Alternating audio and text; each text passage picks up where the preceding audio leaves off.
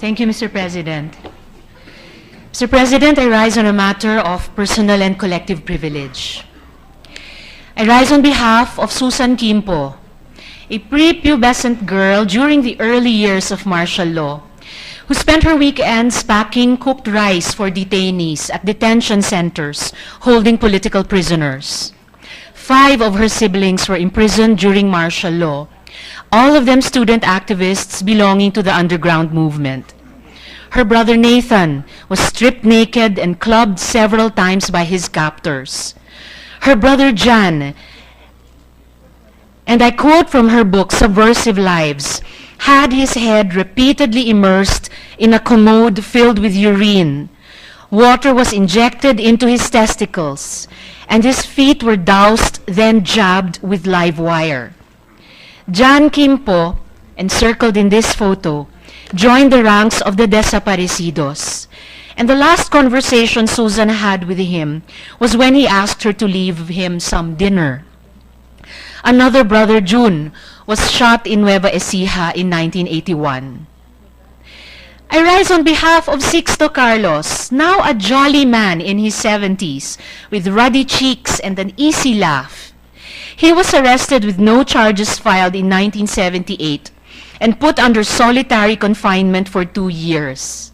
He was viciously beaten, had boiling water poured at him, and was hung from the ceiling by his handcuffed hands.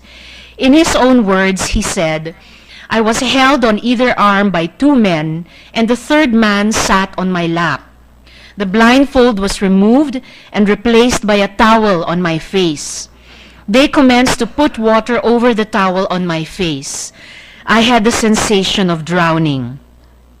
Mr. President, this is what was known as waterboarding, an innocuous name for a torture technique so repulsive and dehumanizing.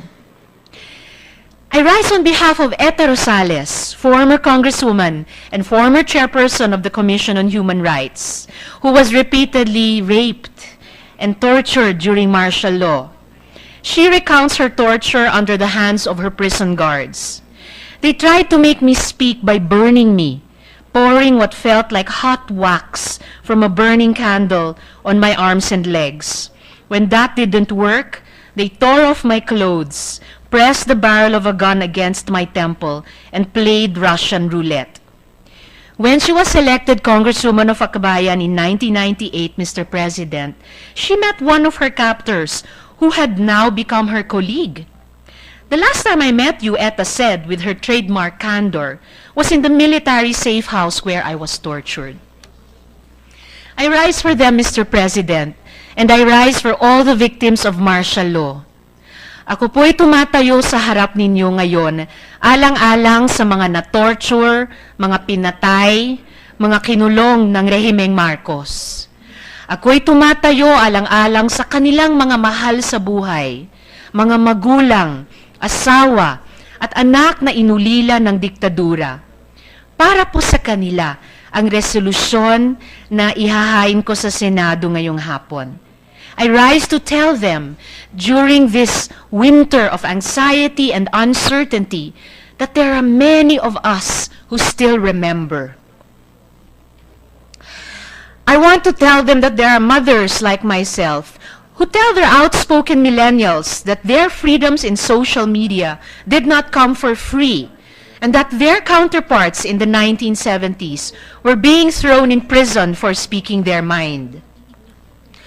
Gusto kong ikwento sa kanila yung mga guro sa mga paaralan kung saan ako nag-donate ng librong Never Again ni Raisa Robles na nagsasabing sa sarili nilang kusa at pagpupunyagi, binabahagi nila ang kahindik-hindik na mga pangyayari sa panahon ng diktadura sa kanilang mga estudyante. I want to tell them about the many young people I have met, so far removed from the stereotype of the uncaring, self-absorbed millennial, who ask me what they can do to fight the forces of historical revisionism that are at work, and who assure me that the struggle to preserve our collective memory is a struggle their generation shares with ours. Hindi ko po panghihimasukan ang pasya ng Korte Suprema hinggil sa paglibing ng dating diktador sa libingan ng mga bayani.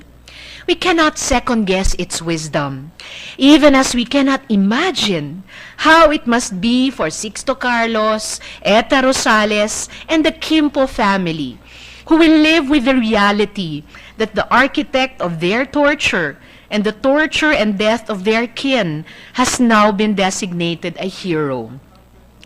Habang tinuturo natin sa ating mga kabataan ang karahasan ng martial law dahil yun ang nakalagay sa Republic Act No. 10368, ililibing naman daw natin sa libingan ng mga bayani ang siyang naghasik ng karahasan na ito.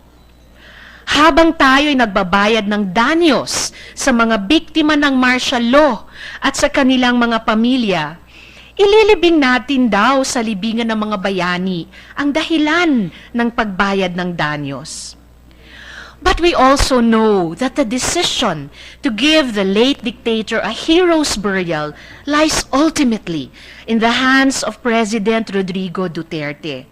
I call on the President to respond to the challenge of history and reject with finality all plans to give Marcos a hero's burial. The libingan ng mga bayani is the designated place for Filipino soldiers, war veterans, and citizens whose contributions to the nation render them fit to be called heroes.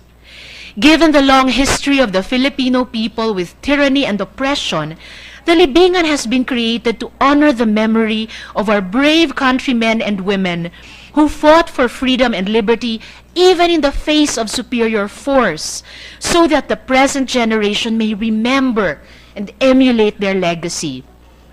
It should be the final resting place of heroes, a symbolism that is not lost on the Marcos family, who has been lobbying feverishly for his burial, and, if our president is correct, even funded his campaign to secure this concession. Mr. President, in Germany, Adolf Hitler's initial grave is now a car park in Berlin. Idi Amin, the Ugandan dictator notorious for maintaining torture chambers in Kampala, is not even buried in his own country. In Serbia, Slobodan Milosevic's party pushed heavily for his burial in the Alley of the Greats, but was rebuffed. He is now buried in his hometown.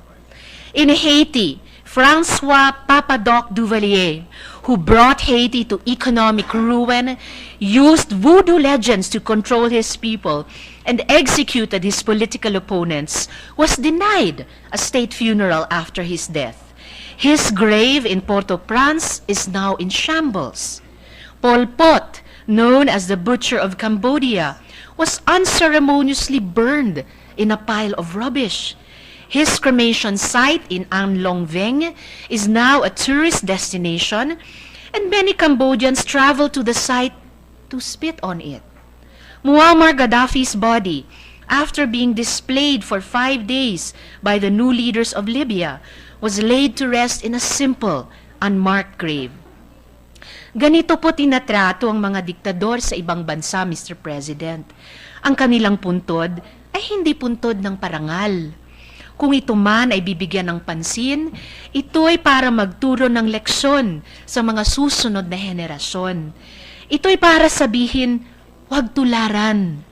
Habang dito sa Pilipinas, ang mga diktador ay tinuturing bang bayani at binibigyan ng parangal, at ang biktima ng diktador ay pinagdududahan at isinasa isang tabi?